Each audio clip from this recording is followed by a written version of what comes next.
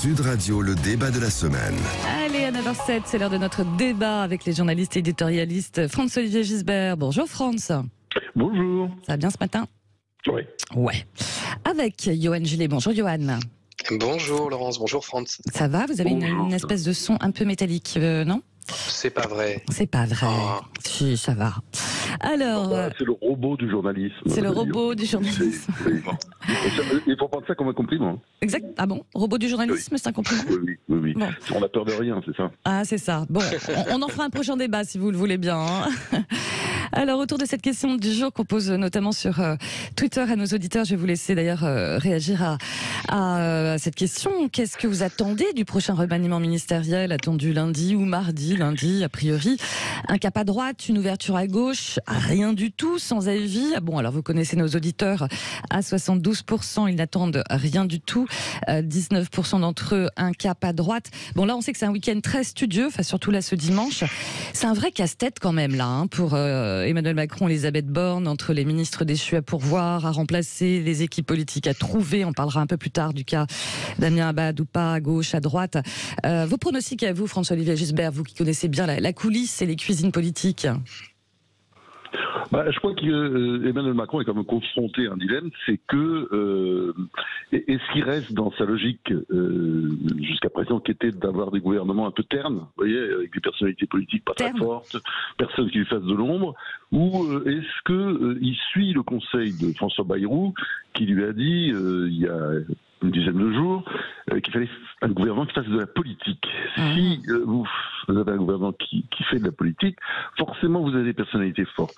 Et je pense que Bayrou a raison parce que on constate aujourd'hui, quand on suit l'actualité politique, que la France insoumise passe son temps à faire de la politique, le Rassemblement national aussi, mais dans des sens un peu différents d'ailleurs, l'un et l'autre, mais enfin ils font de la politique, et que de l'autre côté, je pense que le discours techno, surtout dans la phase actuelle, avec une majorité relative, je pense que le discours techno, incarné d'ailleurs par la Première ministre, qui a certainement des qualités, on n'a pas vu jusqu'à présent, mais... Vous n'allez pas dire que c'est une Première ministre terne quand même, non? Parce que vous parliez de gouvernement terne. Oui, non, mais attendez, c'est ce que j'étais en train de dire. Enfin, après tout, peut-être qu'elle peut se révéler à un moment donné, mais enfin, comment dire, les horloges tournent, et puis pour l'instant, on ne voit pas grand-chose. Ouais. Je pense qu'il y a un virage qui est nécessaire de ce plan. Alors après, c'est vrai, est-ce qu'il fera cap à droite, cap à gauche?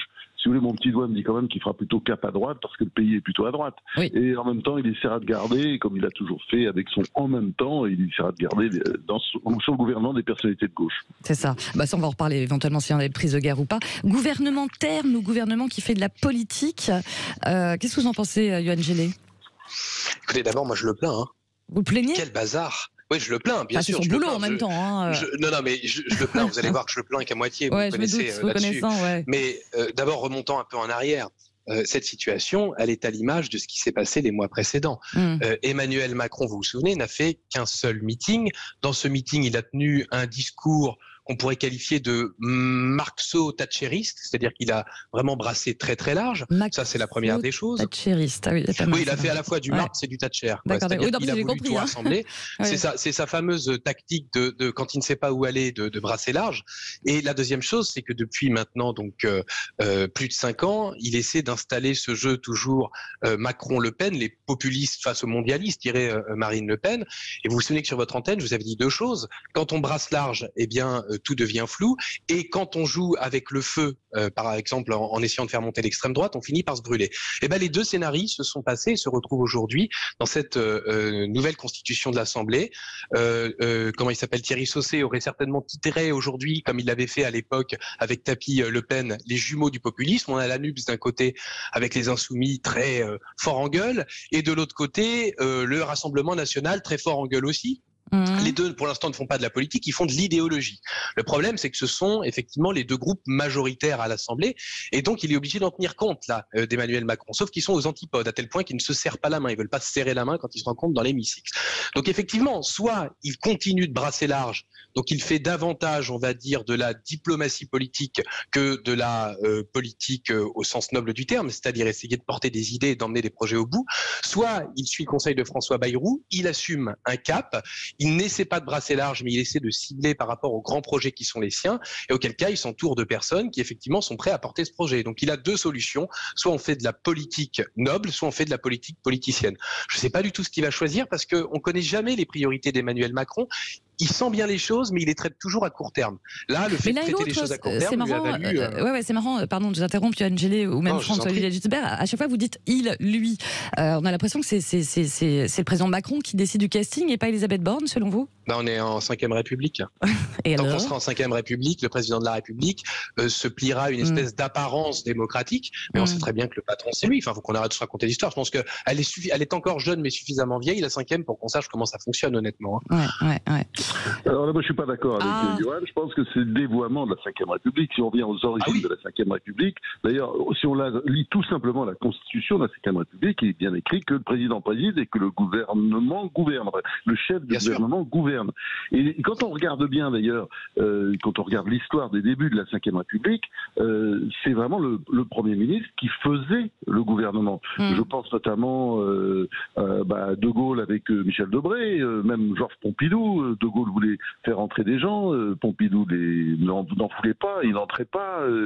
Ça a continué comme ça a continué même encore avec Chaban-Delmas, Premier ministre sous Pompidou. Et c'est vrai qu'à partir de Giscard, ça a un peu changé, parce que Giscard, les gouvernements, c'était quand même Giscard qui les faisait. Ça a un peu changé avec Barre, parce que Barre a repris un peu la main. Et c'est vrai, quand vous regardez toute l'histoire de la 5e République, il y a même eu la période Mitterrand-Rocard, où vous aviez un Premier ministre qui existait et qui lui aussi gouvernait, avec un président qui présidait. Donc, vous voyez, je dirais que c'est pas fini. C'est-à-dire qu'il y a des pratiques différentes de la 5e République, et c'est sûr que la pratique de Macron, disons, ne correspond pas du tout à la lettre de la 5e République, parce qu'on peut pas dire que, il ne préside pas pendant que son Premier ministre gouverne, parce que Macron, il préside et il gouverne en même temps. C'est ça. Autre casse-tête du remaniement, on en reparle dans quelques instants, hein, messieurs, forcément, le casse-tête de la parité, parce qu'il va falloir remplacer 4 femmes ministres en partance, et puis bien sûr le cas Damien Abad. On en reparle dans quelques instants. Sud Radio, il est 9h14. Sud Radio, le débat de la semaine. Et c'est la suite de notre débat avec les journalistes politiques Johan Gillet et François-Olivier Gisbert autour de cette question. Vous continuez bien sûr à voter sur Twitter. Qu'est-ce que vous attendez du prochain remaniement ministériel? Un cap à droite, une ouverture à gauche, rien du tout, sans avis. Pour l'instant, vous êtes 71% à ne rien attendre de ce remaniement et 19% à attendre ou à redouter, je n'en sais rien, un cap à droite. On parlait des équilibres politiques à trouver, véritable casse-tête. Il y a un autre casse-tête aussi quand même, parce qu'il y a 4 femmes ministres qui sont sur le départ, remplacées. Brigitte Bourguignon, Justine Bénin, qui ai-je oublié, Yaël Braun-Pivet. Voilà. Et on sait que la parité, ça fait partie aussi une des feuilles de route de ce gouvernement. Où sont les femmes? Il va falloir les trouver aussi, les femmes, François-Olivier Gisbert ou Johan Gillet. Johan Gillet? Johan? Oui, allez, Johan, j'aime bien France. Vas-y, France, vas-y. Bon, des femmes, il y en a partout déjà. Il y en a partout. Vous avez vu l'Assemblée nationale, la présidente de l'Assemblée nationale, la présidente du groupe parlementaire, de la majorité. Enfin bon, il y a des femmes. La vice-présidence, partout, il y a des femmes. Alors après, au gouvernement, l'idée de les chercher, vous en avez beaucoup, de toute façon, à l'Assemblée nationale. Il suffit d'enquêter. Je dirais que c'est pas le sujet fondamental. C'est un petit sujet. Il y a plein de petits sujets d'ailleurs. C'est un gros sujet quand même. Mais non, parce que on en trouvera, il y en a. Le problème, c'est justement dans ce gouvernement, quelles seront les personnalités fortes, femmes ou hommes, et les gens qui impriment. Parce que, vous voyez, le gros problème des gouvernements de Macron, vous savez très bien, c'est que personne n'imprime à part lui. C'est certainement une volonté de sa part. Si vous comparez les gouvernements d'aujourd'hui avec les gouvernements d'hier et d'avant-hier, excusez-moi, il y a une époque quand même où vous aviez toute une série de personnalités extrêmement fortes. Là, aujourd'hui, on a le sentiment que dès que quelqu'un a un peu de personnalité, en général, il ne plaît pas au président d'ailleurs. Et il a quand même gardé Bruno Le Maire, mais il paraît qu'il a du mal à le supporter parce que c'est effectivement une personnalité forte. Et je pense qu'il faut qu'il s'habitue à avoir autour de lui, ça c'est un gros problème depuis le début depuis le début du macronisme, depuis 2017, il n'y a pas de personnalité forte. Vous savez, ces gouvernements, d'ailleurs, qui font le miel des journalistes, parce que quand ils se retrouvent en Conseil des ministres, il y a des discussions politiques. C'est important la politique quand on fait de la politique. Vous voyez ce que je veux dire? Pas la politique, comme disait Aristide Briand, c'est parler aux gens. Bon, c'est ça, c'est pas seulement de l'idéologie, comme le disait tout à l'heure notre ami Johan, c'est parler aux gens, dire des choses. Oui, bien sûr. Et là, on a un gouvernement, vous avez des gouvernements depuis 2017 pratiquement, qui ne parlent pas. Et la technocratie, ça ne suffit pas. On a bien compris. Mais justement, des prises de guerre à gauche, pourquoi pas, enfin, du côté de l'écologie, incarnées. Il y a Carole Delga, Yannick Jadot. Non, mais attendez, puis, non, mais vous avez aussi Stéphane Le Foll, le maire du Mans. Enfin, il y a des prises à gauche qui sont tout à fait possibles. Enfin, est-ce que ce serait des prises à gauche? D'ailleurs, je suis pas sûr, parce qu'ils viendraient pas comme ça, parce que ce sont pas des bourgeois de Calais, eux. D'ailleurs, c'est pour ça qu'ils sont pas allés s'acoquiner avec la NUPES. Enfin bon, tous ces socialistes qui ont résisté contre la NUPES, il y en a peut-être quelques-uns qui peuvent venir. Mais je dirais, c'est pas ça vraiment le sujet.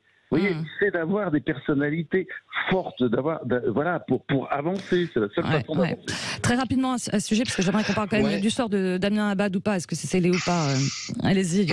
Alors, juste très rapidement par rapport aux femmes, vous posiez la question des femmes. Il y a un paradoxe, c'est qu'il n'y a jamais eu autant de femmes à des postes clés, la première ministre, présidente de l'Assemblée nationale, etc. Et en même temps, on a un recul, entre guillemets, historique du nombre de femmes députées. C'est-à-dire qu'on est passé de 224 députés à 215 députés femmes. Donc il y a des théories qui circulent, notamment dans certaines associations féministes, qui disent on a volontairement placé les femmes à des postes clés pour justement faire le sale boulot dans une période très compliquée, pour ensuite montrer qu'elles se sont plantées et que les hommes reviennent. Ça, c'est ce qui circule dans pas mal d'organisations féministes. C'est intéressant. Moi, je n'invalide pas cette thèse, mais en tout cas, c'est intéressant de voir qu'il y a plus de femmes dans des postes à responsabilité, mais moins à l'Assemblée. Il y a un recul, 9 députés en moins. Bon, après, voilà, effectivement, ce n'est que 9, et puis bon, il y a quand même, ça va dans un sens. Non, mais on est tout à fait d'accord. Je partage cette théorie. Je me suis exprimé dessus sur les réseaux sociaux. Faut pas non plus s'alarmer à chaque fois quand il y a en plus des choses qui montrent que les femmes ont des postes à responsabilité. Il faut quand même se réjouir. Donc, faut regarder bien sûr. Voilà, absolument. Voilà. Après, qui pour remplacer Damien Abad? J'ai vu que. Attendez, qui d'abord Est-ce que son sort est scellé ou pas? Enfin, en tout cas, Elisabeth Borne souhaite clairement son départ. Ça, c'est sûr. Moi, je suis très gêné par cette affaire. Je suis extrêmement gêné par cette affaire. Parce qu'on jette un nom comme ça. Moi, je suis très choqué parce que, bon, ça, c'est une opération d'extrême gauche, puisque ça part de Mediapart. La France Insoumise a pris le relais. Je vous signale, entre nous, il y a aussi des gens de la France Insoumise qui sont mis en question, mais ça, on n'entend pas parler. D'ailleurs, la France Insoumise a mis un gros mouchoir dessus. Mais là, ça part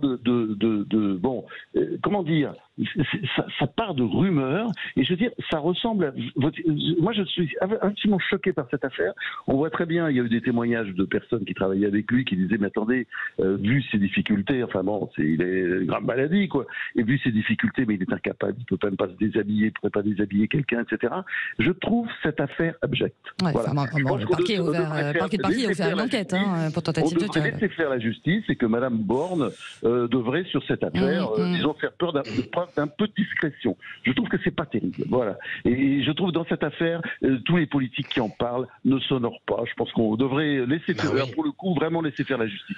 Ce qu'on appelle la présomption d'innocence, c'est quelque chose d'important. Alors après, j'ai vu que Marlène... Voilà. Lui, il n'a pas eu ça. Et je trouve ça, je le répète, parce que c'est le mot qui convient dans cette affaire. Et pourquoi alors pourquoi il n'aurait pas eu ça? Ça viendrait d'où alors? Ça montre la déliquescence de la politique en France, parce qu'on fait de la politique aujourd'hui avec ce genre de choses, et oui, avec des rumeurs, avec et sans avoir un seul moment à l'esprit la présomption d'innocence. Voilà. Moi, je suis. Parce que c'est la politique des réseaux sociaux, c'est la politique de l'image immédiate. Alors, j'ai vu que Marlène Schiappa avait dit qu'elle ne voyait pas Damien Abad rester, etc.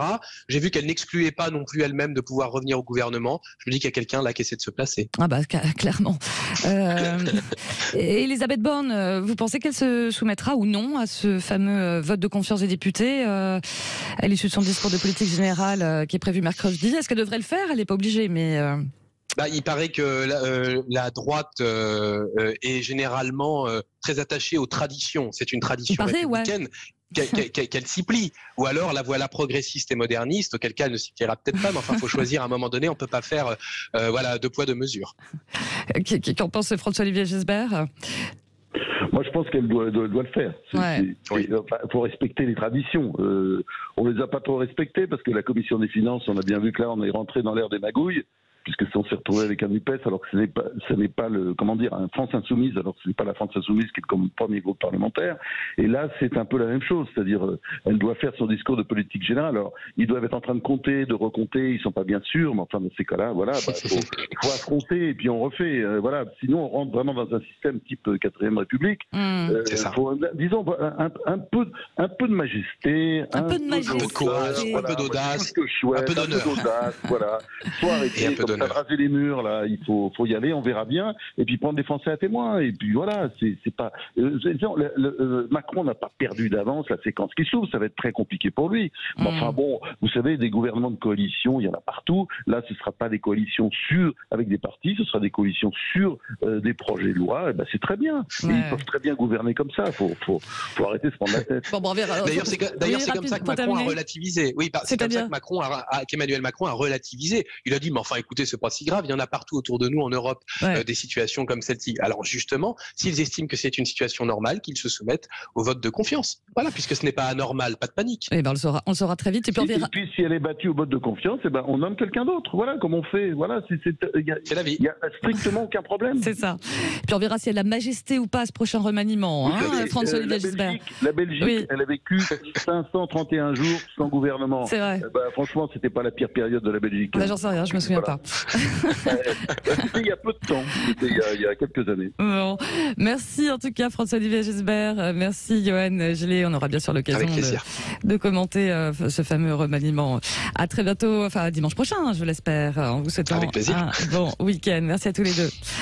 Allez, à suivre après le débat La Philo, nouveau rendez-vous estival, la petite philo l'été avec le philosophe Vincent Cespedes, et on va parler de cette fameuse quête de sens qui nous concerne tous. Est-ce une crise existentielle ou est-ce que tout simplement on n'a plus envie de subir sa vie? On en cause dans quelques instants. Sud Radio 9h26.